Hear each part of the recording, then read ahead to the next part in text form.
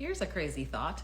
Men who avoid asking other men for help to improve in their career or business and instead ask a woman to help them build, you're just going to end up asking a man anyway because you're going to turn her into one. Let's talk about it. So I see this conversation floating all over the internet on all kinds of podcasts about why women don't help men build. But what we're not talking about is, why are men asking women in the first place? Why aren't you asking men? Right? Because here's how I think about it. If you're a guy and you needed your car fixed, would you go to a male mechanic or a female? You'd probably go to a male mechanic. If you had an issue with your health, let's say down there, would you want your doctor to be a woman? Probably not. You'd want it to be another man, right?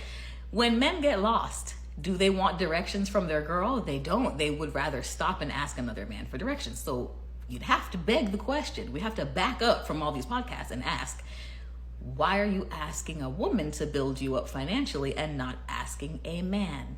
And here's often the answer. It's a bigger ego hit to ask a man. And I find this to be so interesting because since we live in patriarchy, right? And the assumption is that men have more value, let's say. We know it's a flawed system, but that's the premise of patriarchy, right?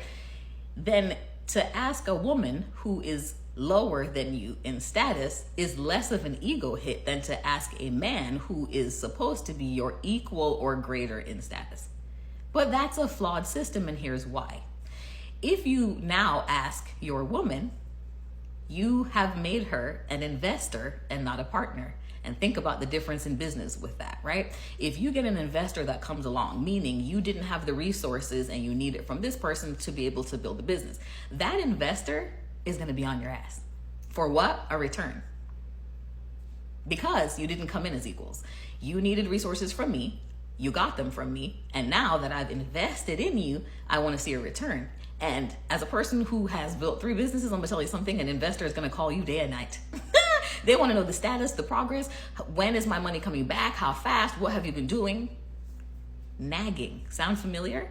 So when you ask that woman to build you up, she's going to become an investor and get into that headspace to see what is the return I'm getting on my investment. Now, here's where it gets even more unfortunate.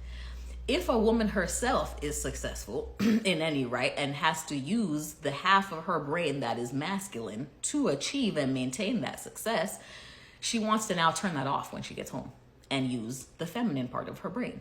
The problem is, if when she gets home, she has to help you build, she's now still using the masculine half of her brain to plan, execute, forecast, strategize, all of those things.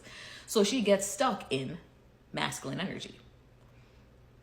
So you end up having to ask a man for the help. Do you see where I'm going with it? Just ask one of your bros. This is why mentorship is very important.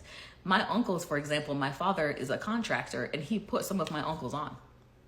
And they consequently put some of my cousins on. Men helping other men.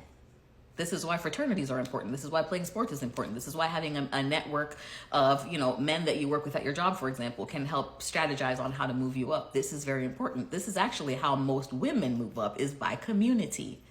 I actually have a mentor who left a company and she set me up to make $15,000 more the year that she left. Right? We help each other. So y'all got to help each other. It's not that we don't want to help. It's just that the trajectory of what happens when we become the helper isn't going to contribute to a successful relationship. So just wanted to add a different perspective. I'd love to hear what y'all think in the comments. And as always, Auntie loves you.